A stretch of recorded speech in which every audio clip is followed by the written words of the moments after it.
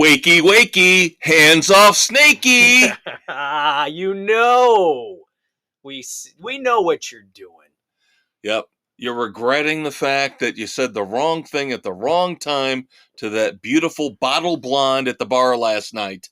And you blew it. And so now you've got your little self-love thing going on with your head pounding from too much tequila, too much booze. But that's what we're here for. Dr. Kev and Dr. Dave are here to take care of your Saturday morning hangover. You know the drill. Get the coffee going, pop a couple aspirin, get your eggs and bacon and sausage, sit back, relax, and let us tell you what to enjoy. Yes, or ignore. I prescribe 10 milligrams of grease. We're not doctors. We play them on podcasts, though. We stayed at a Holiday Inn Express once. Yes. Once. As always, your fun time Saturday morning podcast is here. Sports Frenzy 2.0, the weekend edition taping here on October the 18th. Of course, hitting Saturday morning, October the 21st.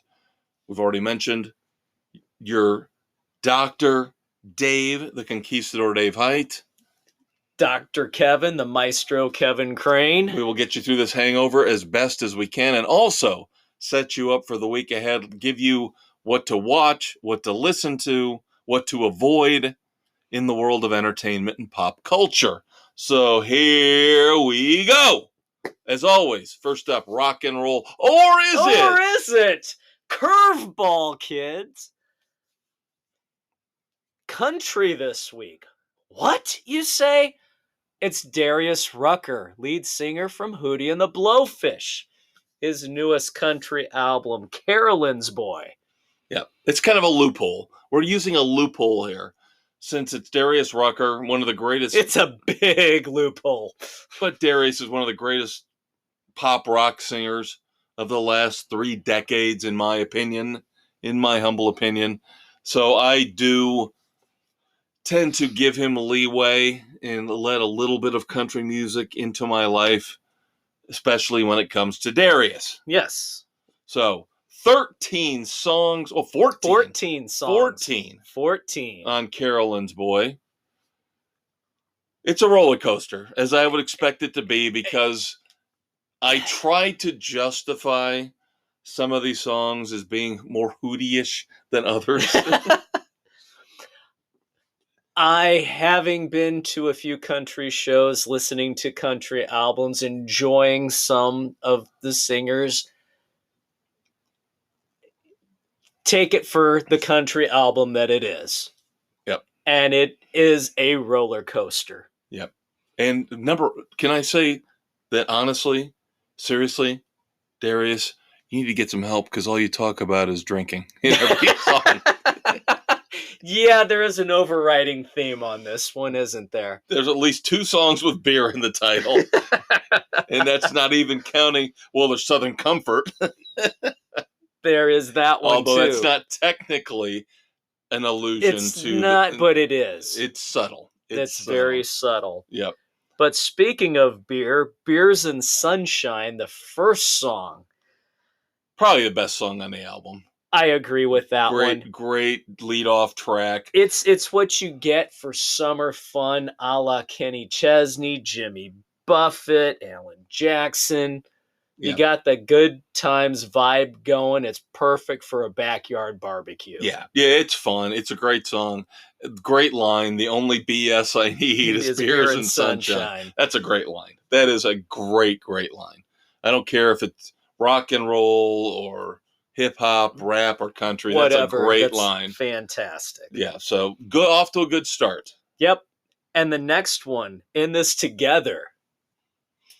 Another solid song. I liked it. I did like that one as well. You do you, and I'll do me. Yep. We're all in this. We're all in this together. Right. Yep. And I like the next track, Never Been Over. Yeah, that wasn't bad. It was okay. Now, this is where we get into the point where I felt the album kind of dropped off a little bit for the next couple songs. where you get into more of the honky tonk with fires don't start themselves. Yeah, I was not a fan of this song. This Yeah, is more. this is where the harder country part of Yes, it hits. exactly. That's what I've got in my notes. Is this is where it went more to getting away from stuff that could have been on a Hootie and the Blowfish album, Yeah. and now it's just harder country. Yeah. Now, having some country, enjoying it. This one was okay for me. I didn't mind it all that much. I didn't like it. So And so did you like Old Church Hymn? Not particularly. Hated it. How many times? Amen, amen, amen. Yeah. Amen, amen, amen. Okay, it got come on. lazy. That's too much. Yeah. 7 days.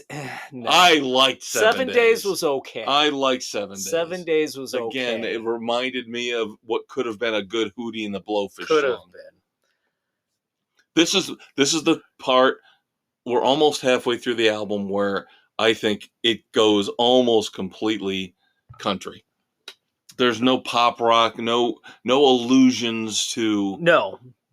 Starting with Same Beer, Different Problem. Solid song. I didn't understand if you listen to the lyrics, Same Beer doesn't have anything to do with the lyrics of the song. That's just it's a coping mechanism. That's what I got it with country. Beers and Sunshine. It made sense with that song. It doesn't make sense here. No. Well, it was okay. Sarah wasn't horrible. Sarah was an awesome song. Sarah was sweet. It was cool. It was a cool, beautiful song. Guy trying to reconnect with his best friend from growing up just to talk and connect and say, hey, how's life going for you? Yes, and it's a beautifully written song. It is. It's a song that I think a lot of us could learn from. A lot of us could. You can have female friends if you're a guy. You can have male friends if you're a girl. And like he sings in the song, I'm not looking for a one-night hookup. No. I'm just looking for a friend. I just want my friend back. Yes. Sweet. It's like a Harry Met Sally song. Yeah. It's what it is. It's a gorgeous, beautiful song. Next to Beers and Sunshine, my favorite on the album. It's a top one. You can take the rest of it because the rest of it's crap.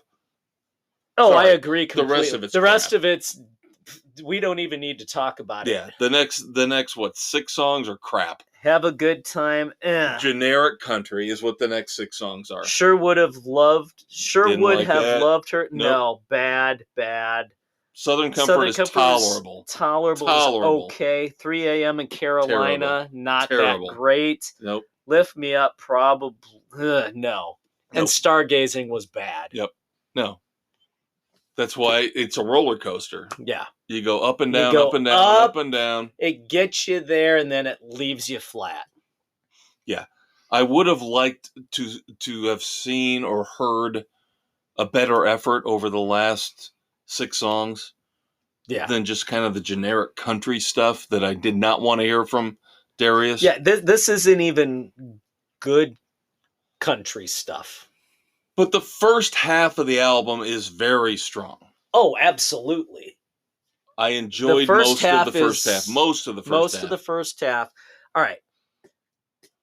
You knock out Old Church Hymn and Fires and insert Sarah in there. Right. Yeah, that's what I'm looking at. Yeah. Yeah, it's a solid 7-song run. Yeah. But the second 7 just doesn't do it for me. Or no. Again, if we're realigning. Yeah. You could have I will give Carolyn's Boy a weak 2.5 frenzies. Yeah, it's a 2.5. Yeah. A lot of good stuff at the beginning. And then it just kind of a lot of generic country at the end. Yeah. But the first half was very good. Enjoyed it very much. Except, again, for Old Church Hymn. Just hated that song. Yeah, it just didn't quite go. There's enough on there that I'll listen to and add it into my playlist. Exactly, yeah. Like I said, Sarah, definitely much better than the Starship version. It doesn't take much. Yeah. Does not take much on that one. But, the first half was pretty good. So, You're not getting the country bashing here. No. So, but let's move on to rock and roll or Southern rock. rock with Blackberry Smoke. Little bit crazy. Second single off their new album coming out early 2024. This is, I give Dave kudos, give him credit. He's trying to let me get him into some Southern rock that he's not aware of. And I will say this. I really like this one. Well, good. That makes me happy because I was going to say that I liked it too, but when you're listening to it on Spotify, let me preface it by saying this. When you're listening to it on Spotify and then it bleeds into more Blackberry Smoke, some of the older stuff has a harder rockin' edge. Comparing it, I'm like, oh man, I really love that old Blackberry Smoke. That's kind of why I drew Dave into this. Yeah, this had an old school Rod Stewart feel to it. Yeah, it does. It does. But Blackberry Smoke, the older stuff, actually has guitars and really kind of rocks. And that's why I will get into. But I'm glad you like this. I mean, it's fine. A little bit crazy. It's fine. Really enjoyed. It's a solid 3. Yeah, I would probably go 2.5 for me, just because again, comparing it to their older stuff, which is not what I should be doing. As a responsible, on its own politically merit. incorrect podcaster. But again, they would play something from one of the older albums right after I finished listening to this on Spotify, and the older stuff was really what I have in my CD collection. Yeah. That I really love because it's more heavy with the guitars, a little bit more rocking. But it's still not bad. I'm not saying it's bad. It's just different. Different. Yes, it's different for them. But I am absolutely happy that you liked it. No, I really enjoyed that one. And then your selection. My selection, Red Light King song, Eye of a Hurricane. There's something there. There's something there. I think the song itself, again, there is something there. They've got the bones. Production needs to be better. And that's what we've talked about. Production is letting so many bands down right now. I don't want to say the singer is weak because I don't think that's the right way to look at this. But again, bring things up in the mix. Sometimes you've got to bring in. I've listened to more songs on the album, and coming through in this, they're trying to do that Black Keys vocal mix that they shouldn't do. They're trying to copy what they did. Yep. They need to get away from that. And I think that's the overproduction that we're hearing. Or I think it's underproduction. Underproduction is what I think. Because when they're trying to tone it down. When we saw Rival Sons a couple months ago, and Mrs. C, you and I are huge fans now. Yeah. And she was kind of like, it's okay, it's not bad. She didn't like the sound mix. And we were trying to explain to her, well, that's kind of what they are. They're trying to, in their way, recreate the rock and roll, the CCR, a little bit muddy kind of sound from the 60s and the 70s. I think that applies here, but they shouldn't go down that path. Right. They should clean it up, they should bring everything up in the mix more, make it a little heavier. Yeah.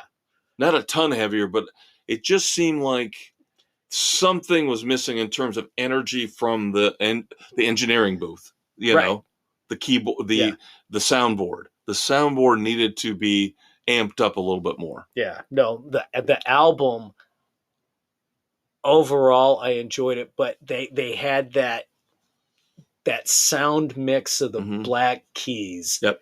That tinny bit. Exactly. They don't need to do that. Red Light King can be so solid on their own without that gimmicky crap. I agree completely. I think you and I are basically... And some of the lyrics and things kind of almost Rival Sonsy. Yeah. But again, whereas Rival Sons know who they are after over a decade together. Yeah. And they are comfortable in the sound that they've got, and it's working for them now. I told you, their debut album never impressed me all that much. Yeah. It's good, not great. They needed some time to find themselves. Maybe that's the same thing here. Yeah, with I got Red to go Light back King. and do a little bit more. How many albums have they had out before? Right. I think the song, like you said, the bones of the song are really good. I could see this being fantastic live. Yes. As we've talked about so many other songs, Mhm. the production is awful for the studio album. Yep. But could be a huge boon. Well, you say that all the time about the Struts. Yeah, the with song, some of their what newer they've stuff. had, the new stuff, it's overproduced in the studio, whereas live, it was fantastic. Right. A completely Right. different sound. Right. Dirty Honey.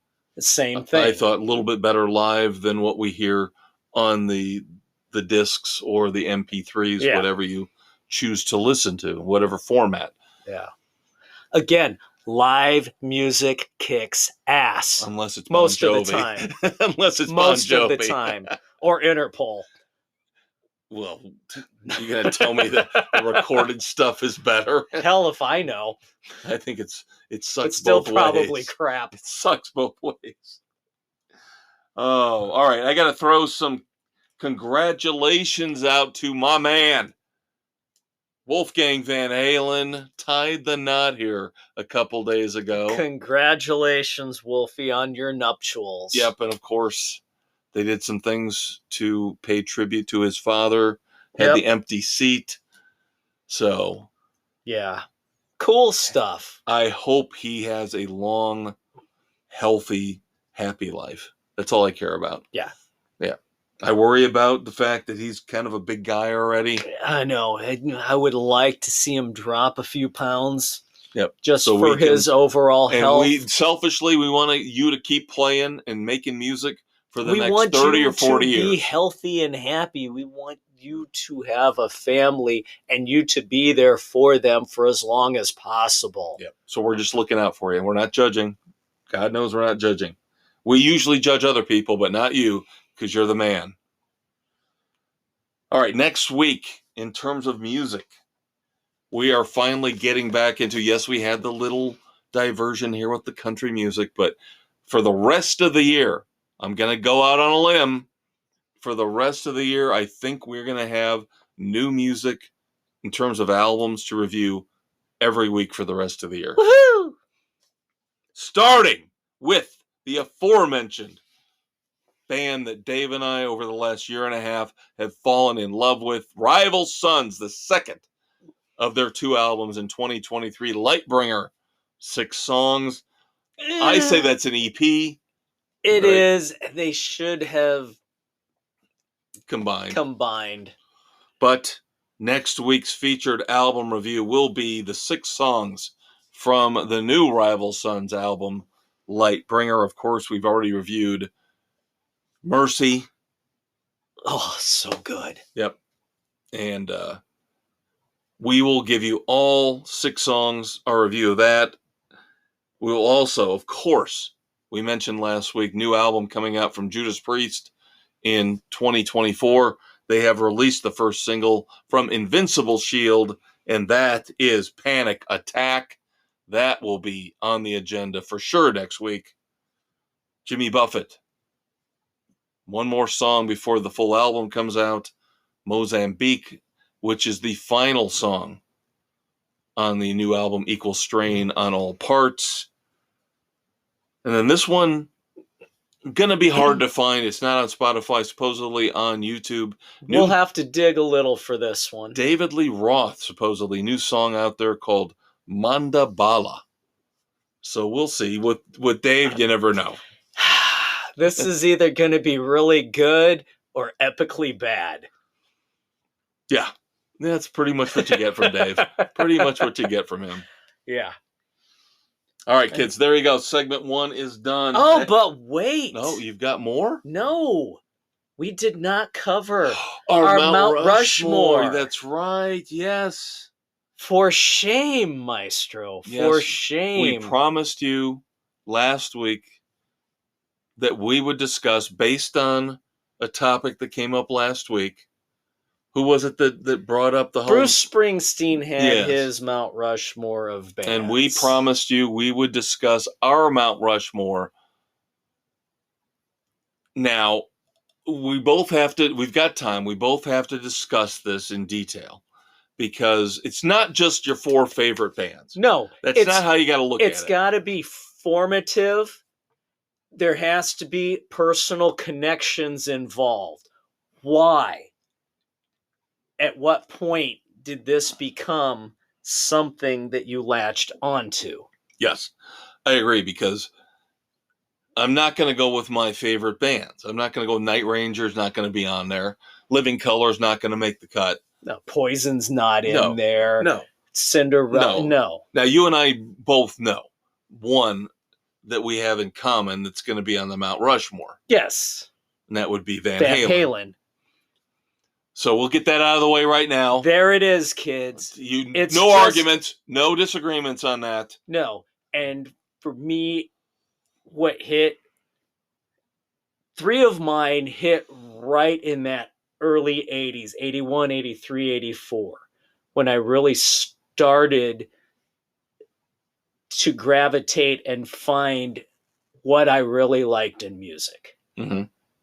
And so Van Halen, of course, in 1984, that got me going back to the other stuff, hooked. I would say 2 of my remaining 3 were like that. One goes back before Van Halen. Again, I'm a little older than you. Yeah. So, and again, not my favorite bands in my rankings of all time. All 4 of the bands that I chose doesn't matter to me, but they're all in the Rock and Roll Hall of Fame. Again, because they are influential, but personally, like you said, influential to me. So I got Van Halen, was no doubt. First, obviously. First one. Second one I went with was the first rock and roll band, the first true rock and roll band that I loved. Kiss.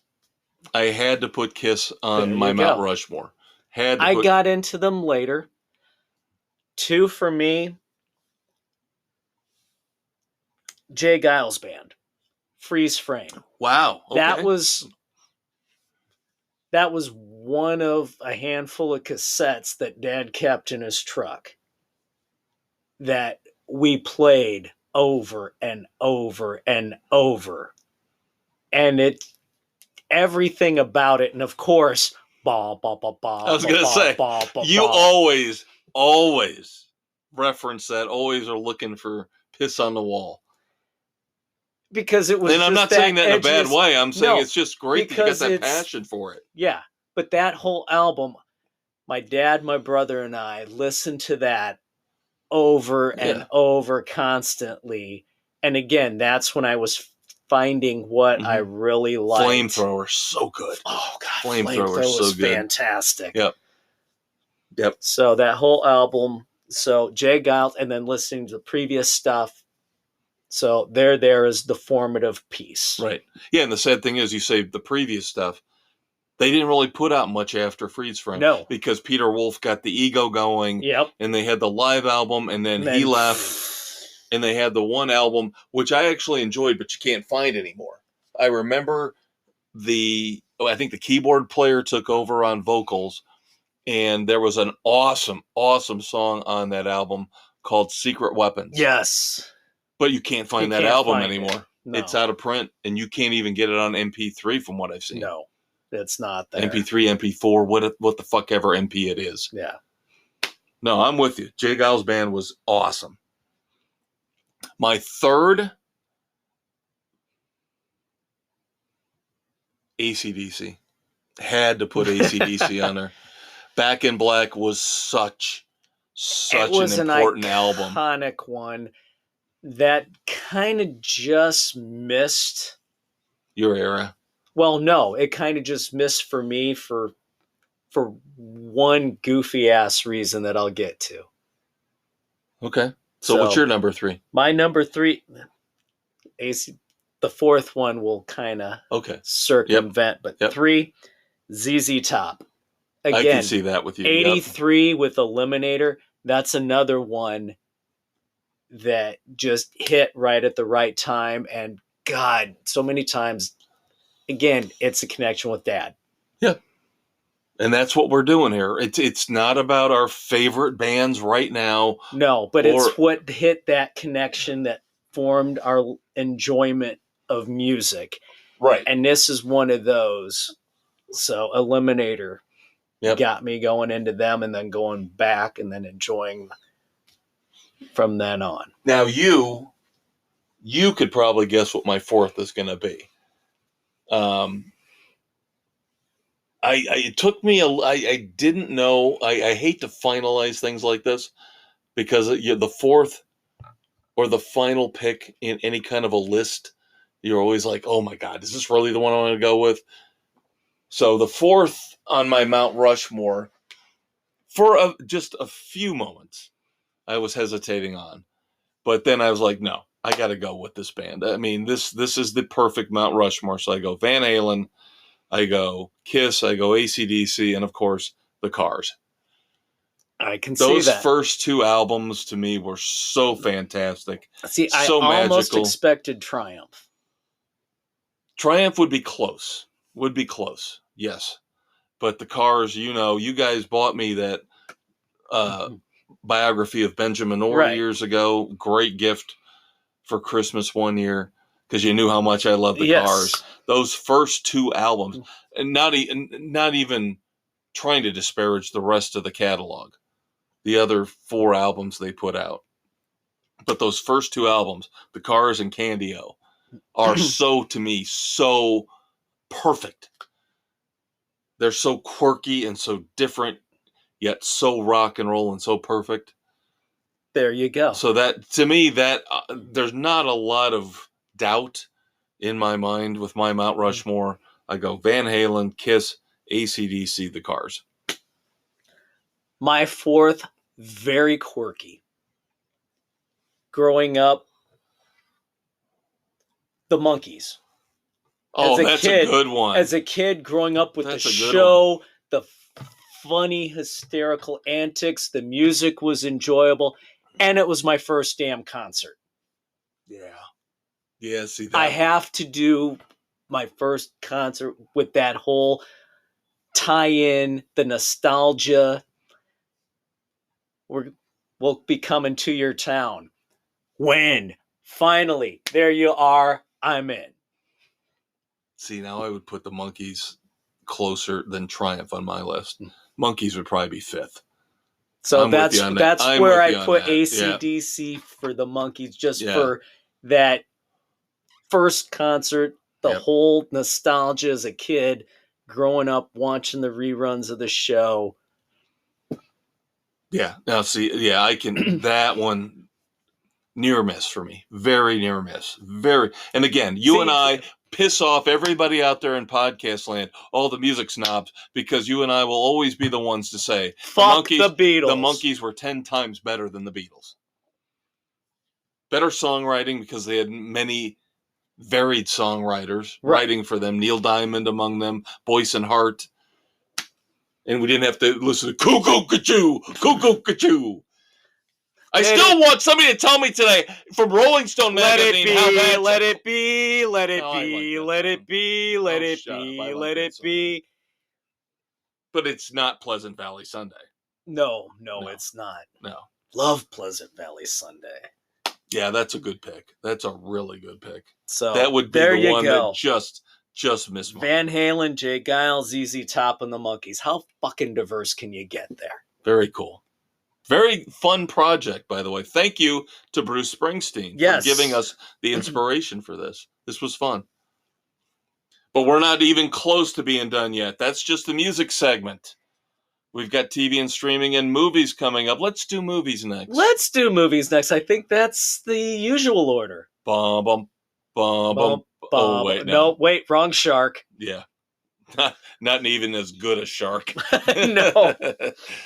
We will have a review of Meg 2, The Trench, coming up next, kids. Stay tuned.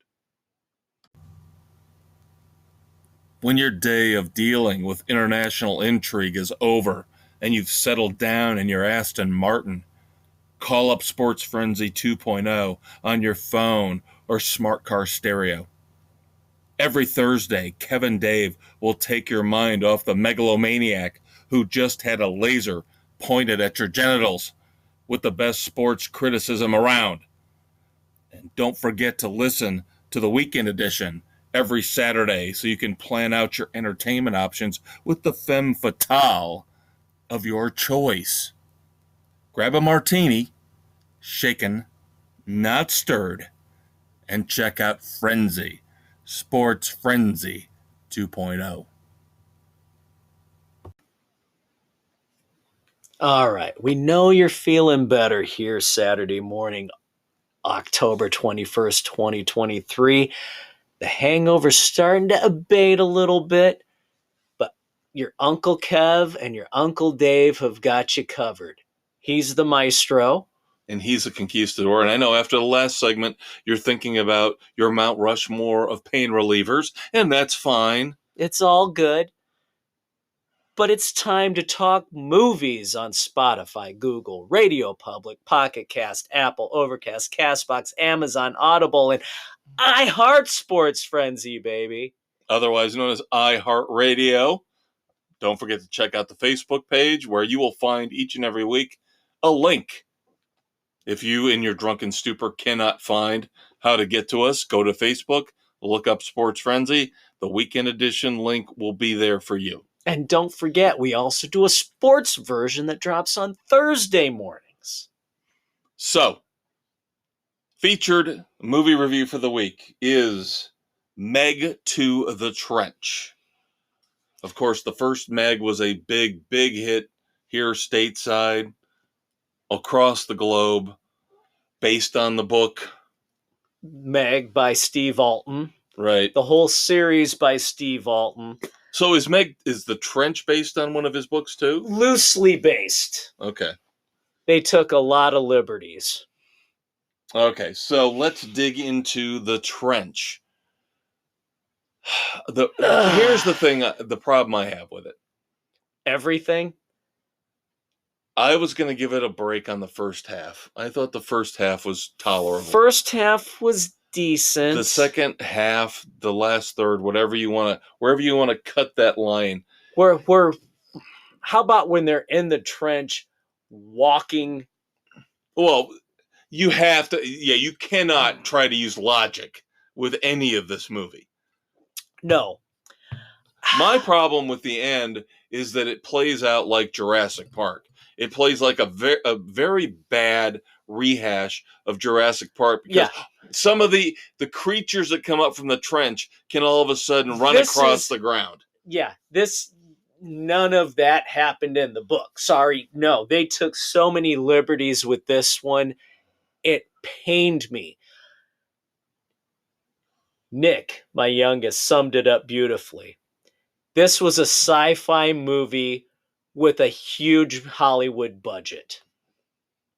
Yeah. No, the special effects weren't bad. It was obviously a lot of digital. They did a good job with it, but it was so over the top. Yes, it was. It was just bad. The first one had its moments, but at least it was a little bit more within the realm of science. Yeah. No, this is just everything is gone about this movie. Gone is believable. It's just no. And again, I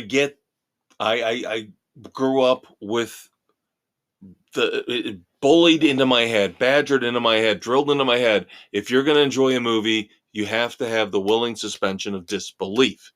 But this is even going. Which means you don't let, but you don't let the science geeks destroy a movie for you. But at some point, it's too common much. Fucking sense has to take effect. At some point, it's too much.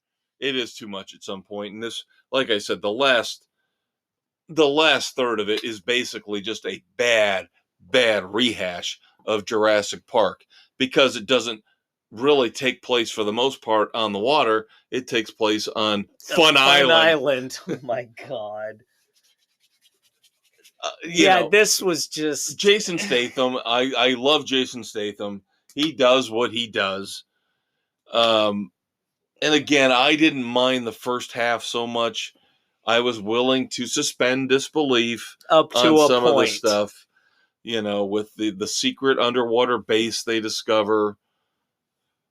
I couldn't stand. Oh, we've got a friendly Meg. And the friendly Meg is trained. So the friendly Meg will fight against the bad Megs, and we'll be able to make sure that the friendly Meg doesn't attack us. Come on! Come on! Come on! No. They are,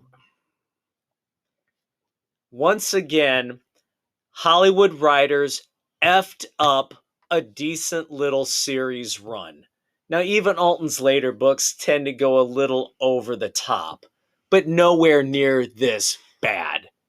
If you're going to do these movies based on books, get them closer to the damn books. Neither one was all that. I'm disappointed in that regard.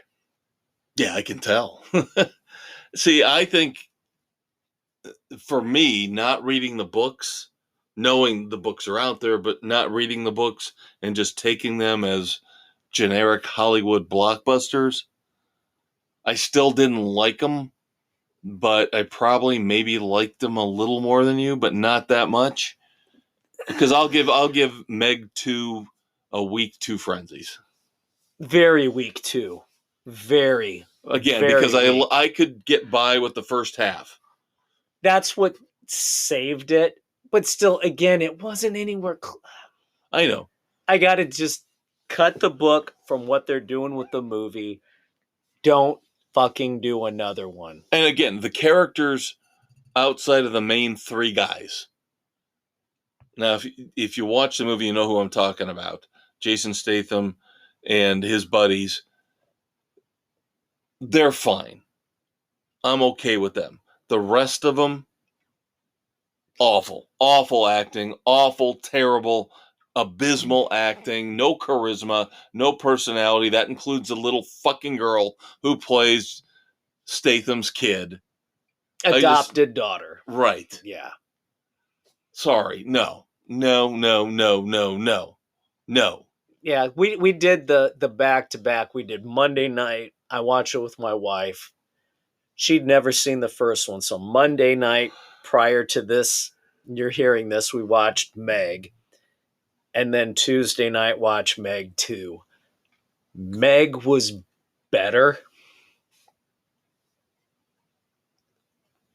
That's all I can say. And it wasn't that much better. Yeah. But the 2 was just super freaking cheesy, over the top.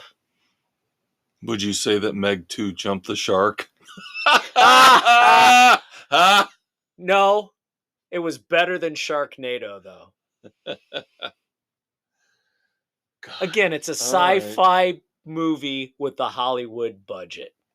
Sci-fi channel movie. Sharknado movies at least funny or fun? See, the problem with this movie is it takes itself so seriously as well. There's not much humor in it.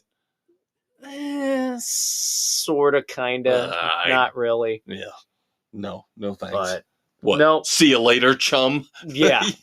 That's the highlight of the humor. See you later, chum. Yeah. Yeah. Great. No. Great. All right. Before we move on, if you're desperate for something to watch, there you go. Yeah. Before we move on to TV and streaming, a couple little movie tidbits. The great Michael Caine has announced his retirement from acting. Michael Caine. I think he's underrated. I really do. He is. I loved him in everything he's done. Yep. And then we'll see how they fuck this up. But Miramax has acquired the rights to start a Halloween TV franchise. The Michael Myers Halloween. Oh, no. Yeah. No. Yeah. We know how that stuff usually works out. Oh, God. I'm depressed I already think now. I watched an episode and a half of Chucky before I said this is idiotic.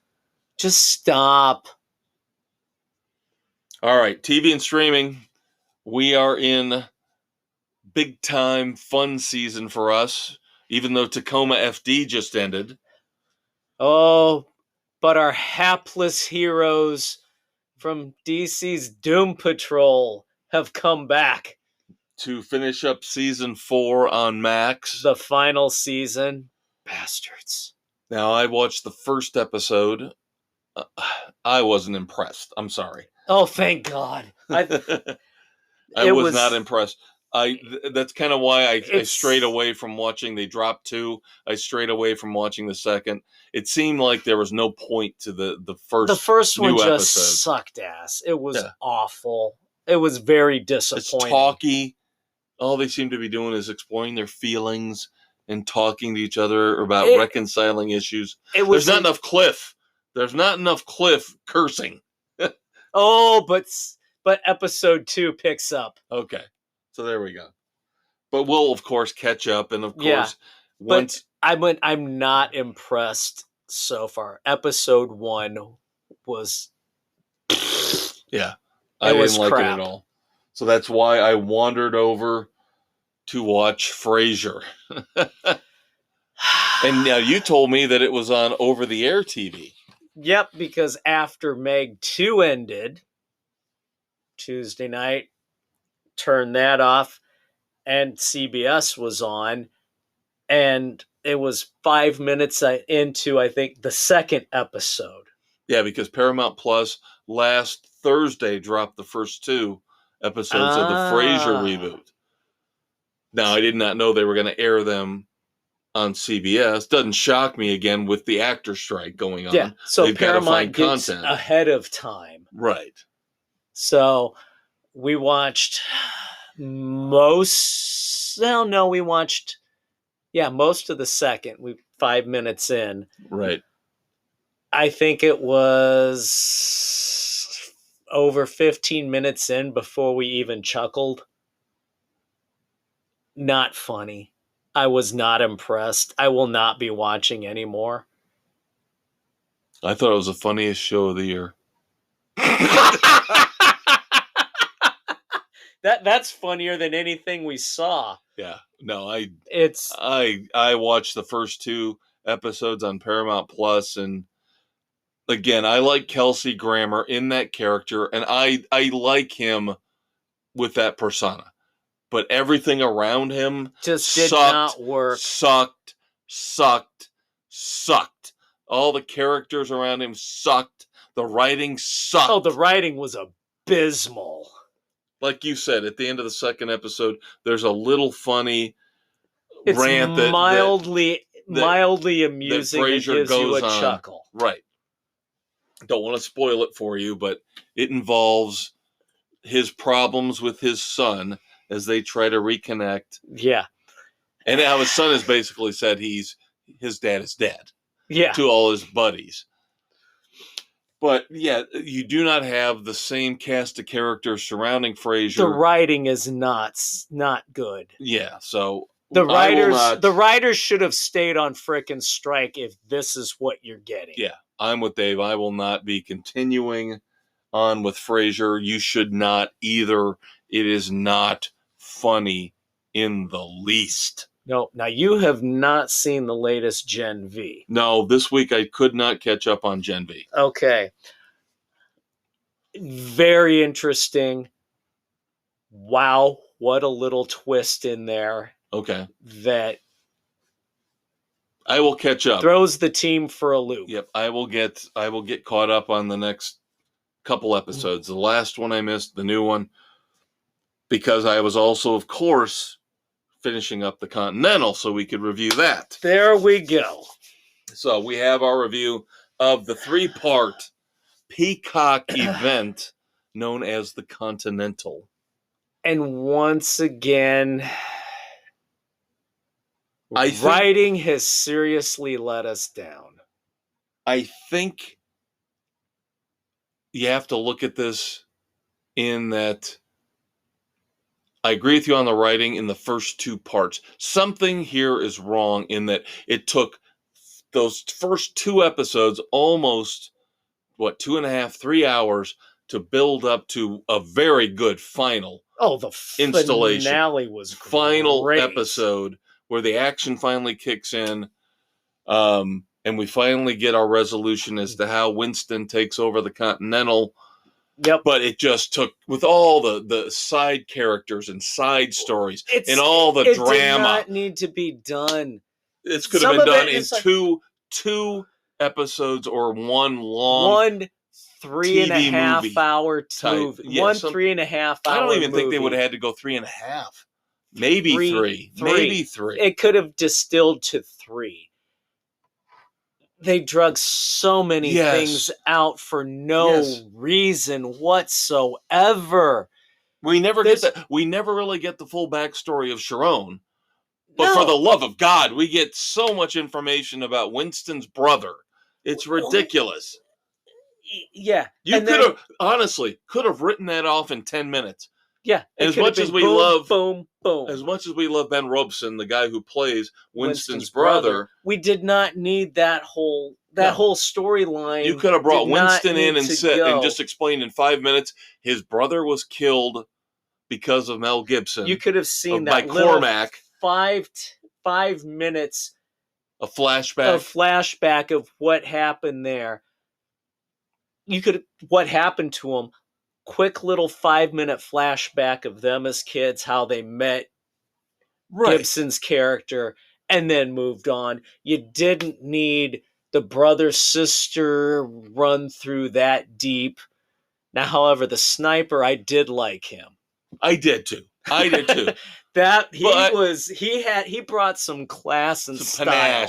Some panache. Yes. But yeah, I did not like the whole the Kung Fu Studio thing. Got dragged out. Again, another backstory with the side characters. That has nothing to do with John Wick. Got dragged out way too much. There was no point for that with it building to... I'm telling you, you could have knocked at least an hour to an hour and a half out of this. Easily. Made it a much tighter, just make it one long movie. Yeah. Or two-parter. Yeah. It so could have been distilled down. Now, the third episode, the third installment, was great. Oh, it was fan-freaking-tastic. Because that's when you get all the action. You see more of the dynamic between what Cormac's going to do to try to hold on, defend his right to the Continental, and Winston wanting to take it over with Sharon. And wants his revenge with Sharon. And we got this whole build up with the high table and the woman with the mask with the nasty, Wolverine teeth. Yeah. And that didn't come to nothing. The whole high table thing was a waste. Yeah. It was a whole bunch of build up for nothing. So now I'm wondering if that means they're going to do another one where we get more of Winston's initial interactions with the high table. Potentially, maybe that's what's going to lead into the ballerina. Right. But yeah. I don't know. I will say this. I will say the third installment saved it, but barely. So I will give it a week, 2.5 frenzies. I can't give it more than that because the first two just drug on and on and on with not much going on. You could have tightened those two up into one. What the hell was a cop? That barely mattered in the whole grand scheme of things. I mean, it was a waste. It was useless storyline. Yeah. Completely useless storyline. The fight in the phone booth. What the? That was pointless. It was great visually, it was great. But pointless in terms of the plot. Yeah. The whole Chinatown thing made... Yeah. There was no point to it. Why are you putting a cigarette machine? Because your dad let us do it. No.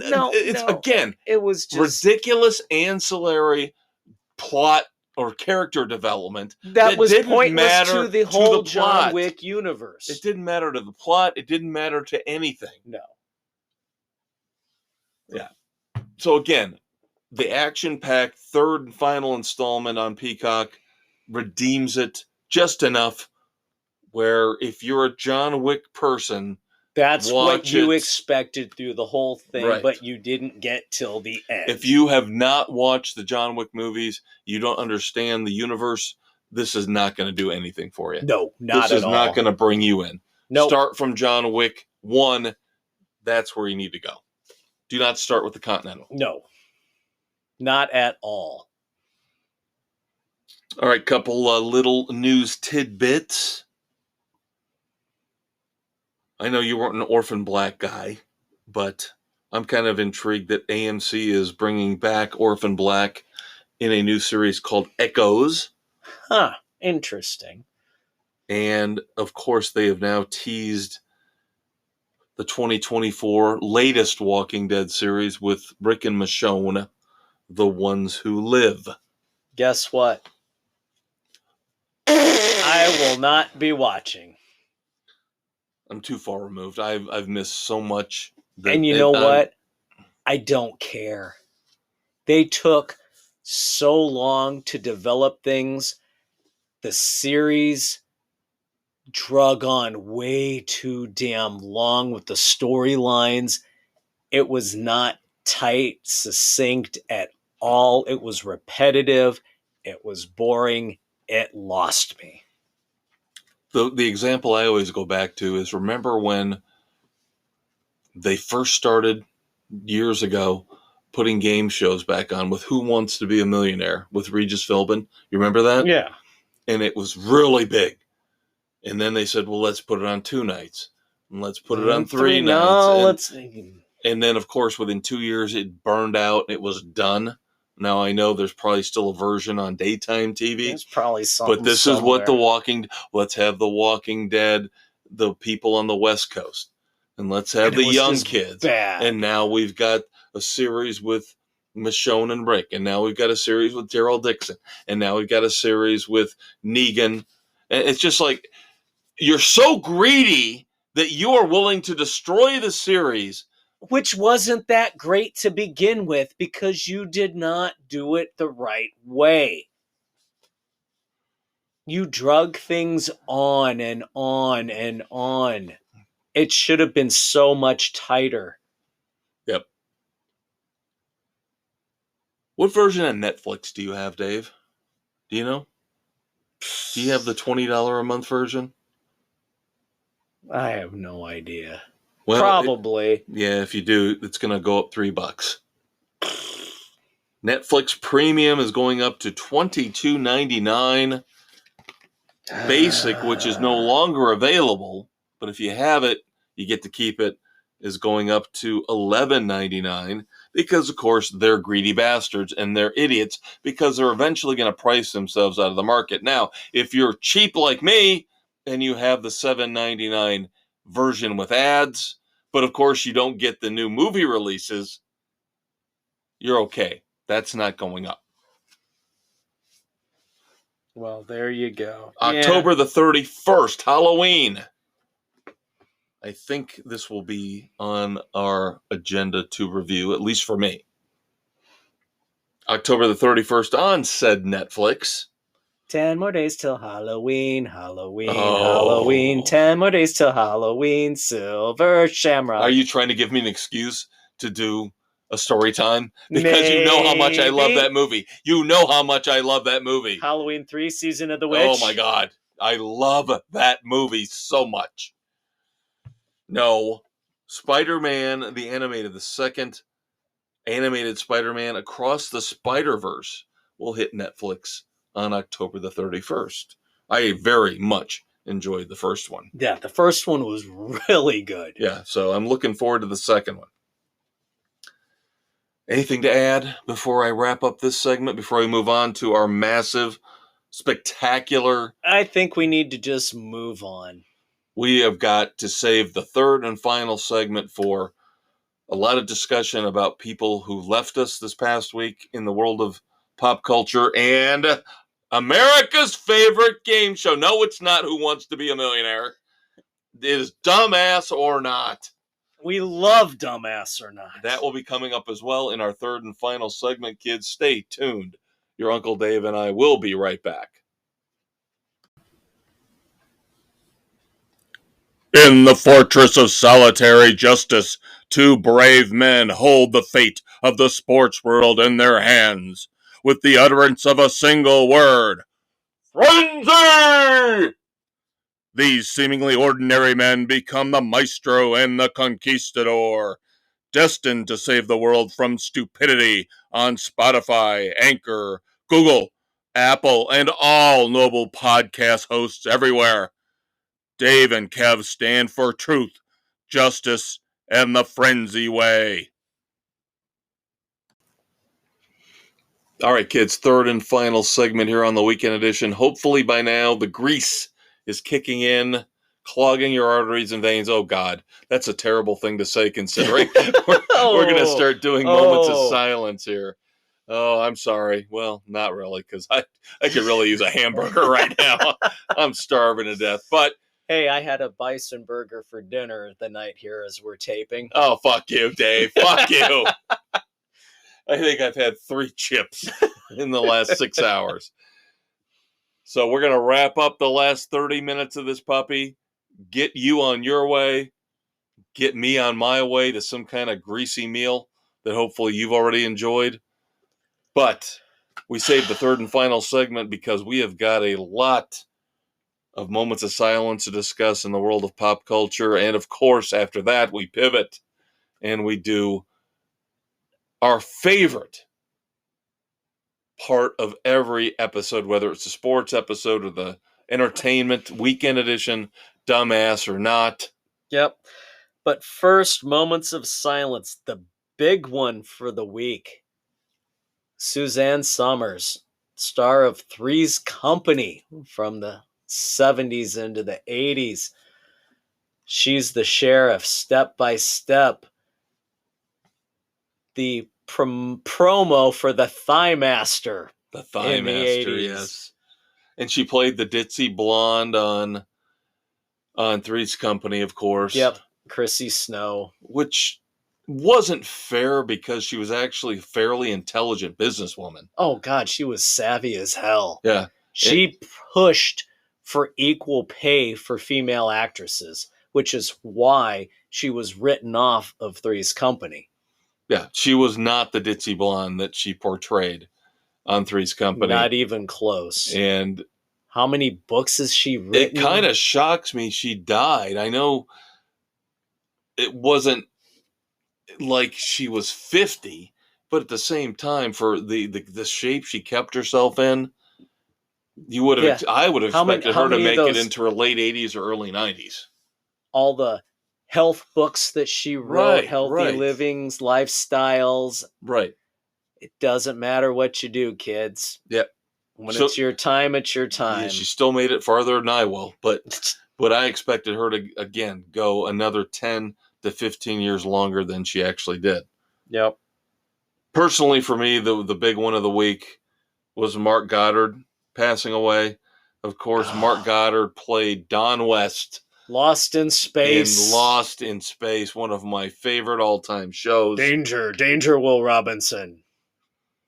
And Don was the alpha male. Yep, he was always saving everybody. Yep. Because, of course, Dr. Robinson was tied down with the kids and the wife, and all Don West was doing was banging the daughter on the side, saving everybody else, like you said. Yep. God, one of the great. We've seen these kind of characters in a lot of shows where the Venture Brothers kind of tweak it a little bit with the Johnny Quest, Race Bannon. He was like the Race Bannon. He was the Race Bannon of Lost in Space. Right. Very well done. Right. He was the Brock. Right. That's what I was getting at. From Venture Brothers. Yeah. He's the alpha male on the side who has to protect the family unit, even though technically he's not related. Right. I know you're not big into comic books, but one of the better comic book artists, Keith Giffen, passed away. He was most well known for being the preeminent artist of Lobo in the DC comic books. Yep. Then we have Academy Award nominated actress Piper Laurie. Yep. Phyllis Coates, the original Lois Lane from TV's Superman. Yes. Ugh. Going to music, we've lost another Isley brother. Rudolph Isley passed away. And then, of course, for those of you who are fans of Dark Shadows, the iconic horror / soap opera, Laura Parker passed away. So, again, a lot of moments of silence to recognize. Yep. So, couple of minor directors. Anthony Hickox, who directed Hellraiser 3 and Waxwork because it's the Halloween season, going along with Jeff Burr, who did Texas Chainsaw Massacre 3. I know I saw those, but it was like, It's oh my minor, God, Hellraiser guys. 3 and Texas Chainsaw But it's Massacre 3. October. We're gearing up towards Halloween. We need to give the horror movies their due. I know. I have a feeling we'll do that here next week. Just saying. But I would be spoiling things. So, I think we've done a fairly good job of honoring those who have left us. And it's time to pivot. I think it's time to disparage those idiots who are still with us and call them out. So I have five contestants this week for your Uncle Dave to judge. Yes, it is time for America's favorite game show, Dumbass or Not. I am judge. I am jury. And sometimes I should be the executioner. All right. Now we're going to go all over the place here. Some entertainment, some even borderline politics. Let's start off with this stupid ass, not the writer's strike, but the UAW strike. Duh. Now, in normal times, I could care two rip shits about this stuff, but to expose the corruption involved, let's call out UAW President Shawn Fain, as he, of course, demands all these accommodations and the pay raises and work 32 hours, get paid for 40 for the UAW workers. No. He had the audacity. By the way, he makes about $350,000 a year. Let me say that. So keep that in mind as I tell you. Because that's why he wants the pay raise, so all these union workers can pay even more in union dues to put more money in his pocket. That's the bottom line. Absolutely 100% correct. But what makes him a true dumbass is the fact that as he's sitting there railing at these speeches, trying to rally the troops, again, making $350,000 a year, he wears an Eat the Rich shirt. What an effing Do you know dumbass. how many people would literally kill to earn $350,000 for 1 year? There's people that go out there and kill for $20,000, $30,000. There's people who go out there and kill somebody for $20. Yet you wear an Eat the Rich shirt. You pompous dumbass. Go away. So he's a dumbass. Oh, hell yes. Okay, good to know. Just trying to keep score here. One of our favorites here on the Dumbass of the Week. But for a completely bizarre, weird reason. Recently, on one of the rejuvenated talk shows, of course, they're back because the writers are back. So all the idiot talking heads, well, Stephen Colbert's not back because he's got COVID. So thank God for COVID. Shut him up for a week. But all the other ones are back. Be nice. Be nice, Dave. On one of those talk shows, I don't know if it was Fallon or Myers or Kimmel, whoever, our buddy somehow attracts the most beautiful women in the world, yet he's an absolute pinhead. Pete Davidson confessed on one of these talk shows that while high, he had a revelation. He had an epiphany, Dave. He had an epiphany. I'm sure he did. You know how vinyl has come back? Vinyl is back, and people are actually buying records for now $25-$30. The few people who are. Well, Pete Davidson saw that, saw the writing on the wall. So he went out.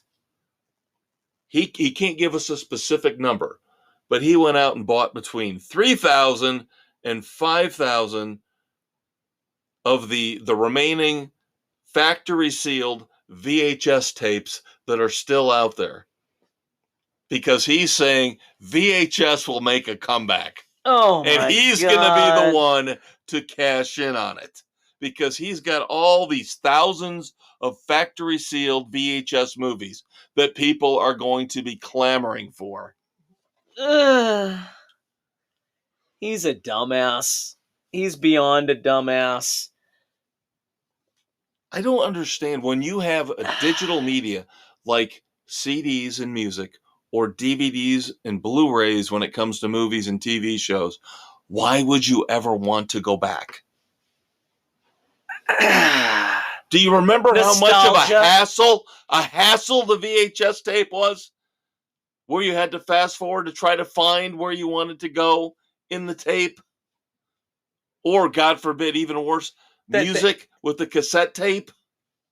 God forbid the machine started to eat the tape. Yes. And I have... How many times on some of those did you have to adjust the tracking? Oh, my God. Oh, my God. No. Pete Davidson is a complete and utter dumbass. I don't know. VHS is coming back, Dave. We're bringing it back. All right. The women's. This probably should have been in the sports edition, but I put it in pop culture. The women's CX single-speed bike race in Chicago. Okay. I know, not necessarily top-level bike racing, but the gold and the silver in this bike race, trans riders. Of course they were. So again, a women's bike race won by chicks with dicks. Oh, I'm sorry. Chicks who've had their dicks cut off. Maybe. They may not have. I'm sorry. It just bothers me. It just bothers me that this is set up a separate category. Exactly. It's not a women's bike race if the top two winners, the top two places in the race are taken by guys who used to be guys and are now supposedly, quote unquote, women. Speaking of which, I freaking hate this crap. well, all right, I got one more and then we'll move on. Because our buddy who destroyed Bud Light, Dylan Mulvaney. Now, you know who Richard Branson is, right? Yeah. Owns a Virgin Atlantic. Yeah. Well, his company, Virgin Atlantic, declared that Dylan Mulvaney was Woman of the Year. Oh, for God's sakes. No, just stop the stupidity and insanity. All right, last one. This is going to tie in. I've been teasing this to Dave. This is going to tie into my movie review for next week. Because, of course, we're getting close, as you've been saying, to Halloween. Correct? Yes. So, unfortunately, Halloween falls on a Tuesday this year. So, technically, next week is the last chance we've got to review a scary movie or a horror movie before technically Halloween. right? We'll have Right. another episode afterwards, but that'll be into November. Right. So, fourth graders. All I said was fourth graders. I know the story. Fourth graders at a charter school in Miami Springs, Florida. Teacher, kind of lazy, not really paying attention to what they're doing, says, I've got to show these kids a movie. Was it Spicoli? Stoned out of his effing mind? Got to show these kids a movie. Kids, what do you want to watch? Oh, we want to watch Winnie the Pooh. Blood and Honey. Yeah, not a regular Winnie the Pooh movie, but of course, the recent horror reimagining of Winnie the Pooh, Blood and Honey. The kids supposedly were begging the Stop teacher. the movie! So next week, in tribute to this dumbass story, I will give you my review of Winnie the Pooh, Blood and Honey. I actually have that on my list of movies to watch. Dave, can I just... This teacher's the biggest effing dumbass in the history of teachers. That's obvious, but can I do something for you as your friend? Don't watch it. I've watched half of it. Dude, I watched the Banana effing Splits. I know. And I know. It's kind of one of those things that you and I are drawn to. It's got to be done. Okay. You know it. Okay. You know Then next week, if you want to, we will both review Winnie the Pooh, Blood and Honey. I'm just telling you, do not expect. It's not the worst ever. I will say that. It's not the worst ever. Think of it this way. There are redeeming qualities. Think of it this way. It's like in The League. When Kevin McCarthy goes to the doctor for his testosterone stick. And the doctor says, just put it under your armpits. And he goes, will it do any good if I rub it directly on my junk? And the doctor says, no, that's the worst thing you can do. And he goes, I'm going to do it anyway, right? Oh, anytime we can work a League reference in, it's a good day. But I'm trying to protect you and tell you, it's not. I'm a sucker for the stupid. You know this. I know. And I will say, it's not the worst horror movie halfway through. It's not Midsummer. Oh my God, no. Nothing could be as bad as Midsummer. Then I'm fine. And I still can't believe people actually out there like that movie. I cannot believe people actually like Midsummer. They probably like Nicolas Cage's version of The Wicker Man, too. Yeah. This is better than that. Again, redeeming qualities. I like redeeming qualities. Plenty of redeeming qualities. And that's halfway through. Nice. It's just don't expect. It's not. It's just gonna don't be expect anything beyond that. It's going to be a D-level movie. I know this going in. Okay. I have no expectations.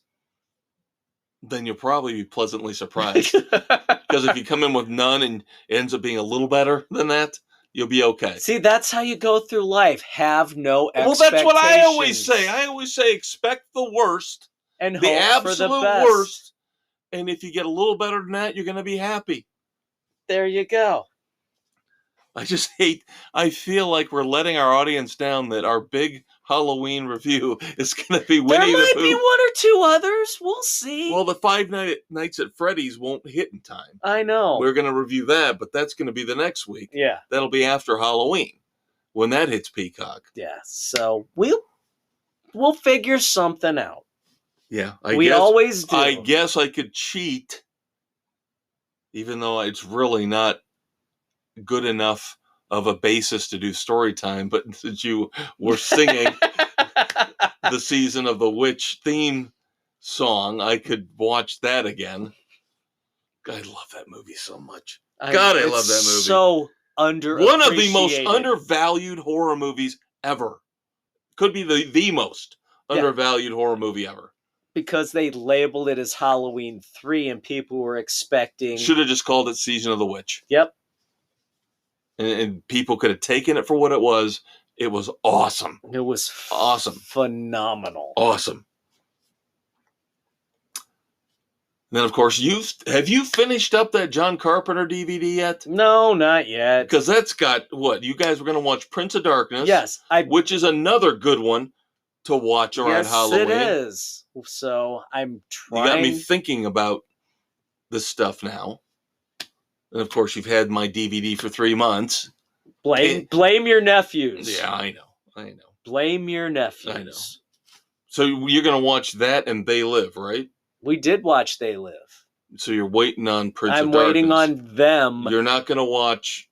Please don't watch Village of the Damned. Oh, I've seen that, and it was... Yeah. One of John Carpenter's few missteps. Yes. By the way, have you noticed on Peacock, he has got a new series that he's producing. Now, it's not a movie. It's not... Because new John Carpenter movie would be all over that. But it's in time for Halloween, obviously. It's true. I don't know if it's a documentary. I don't know if it's a reality series or what it is. Suburban Nightmares or something like that, where they look at suburban horrors, where they look at real life suburban urban crimes. Legends. Something. Yeah, they don't give you a lot of detail on Peacock about it. But it just hit last week. I'm intrigued. Of course, they had to tack on John Carpenter's name. Well, of course. To, of course, give it appeal to guys like us. But yes, there you go, kids. Boom. Winnie the Pooh, Blood and Honey. Will be your featured movie review next week. Maybe. I might try and get one, maybe 2 others. We'll see. I'm not going to give titles in case I don't get to them. I don't want to over-promise. Yeah, now I could possibly, to stay in the Halloween spirit, watch on Paramount Plus the new Pet Sematary Bloodlines prequel. That would kind of be Halloweenish, you know? Oh, by the way, they're remaking Christine. Did you hear that? Oh, for crying out loud. Again, the first one was great. Perfection. Don't mess with it. I love doing remakes. This is why I wanted the writers to stay on strike. There is no reason. This is why I don't like Stephen King as much as other people. Because I think he's a whore. He's like James Patterson. He is a whore. He will sell his stuff to the lowest bidder just to make a buck. Yeah. There is no reason to redo Christine. There was no reason whatsoever. There was no reason to redo Salem's Lot. There was no reason to redo The Shining, but yet somehow happened because Stephen King. Actually, the remake of The Shining was better than the original. Was Steven Weber? Yes. Really? Yes. Over Jack Nicholson? Yes. Wow.